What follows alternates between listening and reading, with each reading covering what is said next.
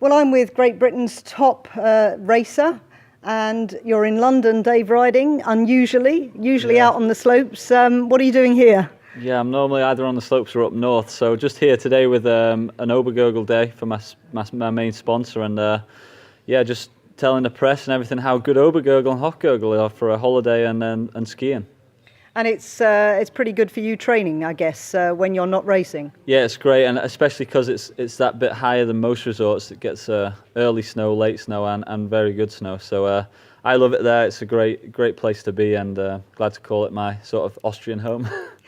I'm interested in your assessment of last season. Obviously, Yeah. It was Olympic season. You came into it probably with very high expectations, at least from other people had high expectations of you after that dramatic silver in Kitzbühel the previous season. Yeah. How do you think it went? The season as a whole was it was actually a struggle. It was tough. Maybe a struggle is a bit harsh, but started very well. Obviously, leading in Levy, fell over. I was leading at the last split in Madonna, made a mistake. But so I had a lot of good skiing in there. I just couldn't get it together in 2 runs on the same day and things like that. So 9th at the Olympics was respectable. Probably a reflection of my season, around about the 9th best, I would say, give or take. But obviously after the season before, I was wanting to try and kick on. It wasn't to be. Maybe it was a season too soon to kick on after such a big step the years before. So maybe I needed a season where you consolidate. I did that, and I held on. I fought right to the end to hold my ranking at 13th, 14th now, and I'm still in a good position for next year, which is important.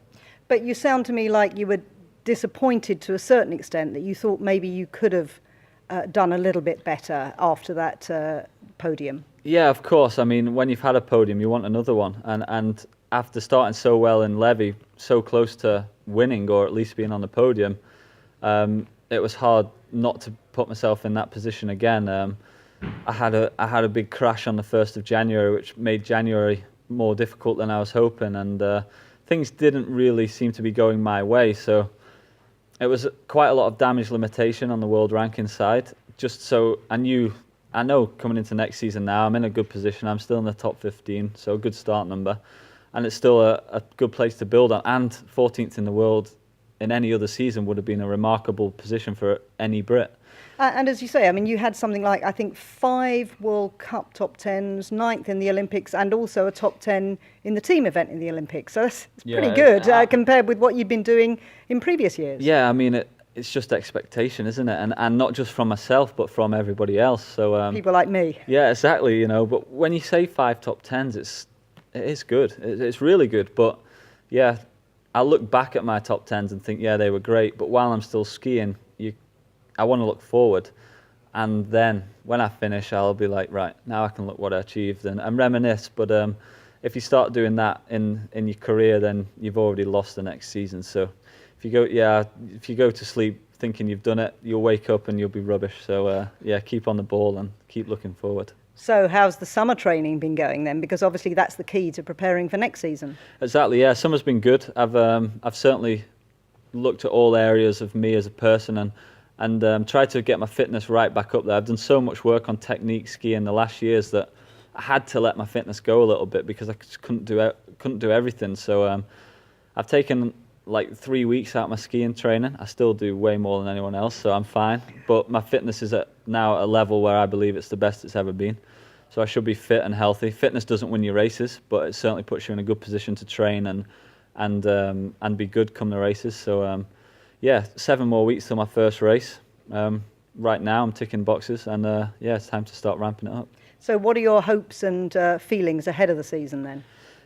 Yeah, my hopes are, again, to better that of 2 years ago where I finished 8th. I think it's time now where I've ticked the boxes of an 11th at a World Champs, top 10 at Olympics and a podium. Now it's time certainly in the next 4 years, it's time to push on and see what I can achieve. And, maybe I won't achieve anything else, but I'm looking forward and, I know I can. I proved last year I could better my results, but it just wasn't to be. So looking forward, and I think it's time to get more podiums. It's definitely where I want to be, push forward. Top 10s is always a good result, but anything less is it's not really where I want to be, so I won't be satisfied with that. So, we've got to push on for more podiums and try and clock up a few more this season and then build on that over the next. You've got to look in a 4-year cycle. It's natural. It's the Olympics in 4 years. So for sure, I'm still looking at that. Andre Mira is 35. I'll be 35. And Mario Matt, the one before that, was 34, 35. So yeah, it gives me a lot of motivation to make sure in 4 years my body's still in great condition. So Beijing's still on the agenda then? Well, 100%. And after that, who knows? But Beijing is 100% on the agenda, yeah. Well, that's brilliant. Thanks very much, as always, Dave Ryding, for taking the time to talk to PlanetSKI, and hopefully we'll see you out on the World Cup circuit, or if not, in your home resort of Obergurgl, Hochgurgl, where you'll be training in between times. Thank you, no problem. Thank you. Cheers.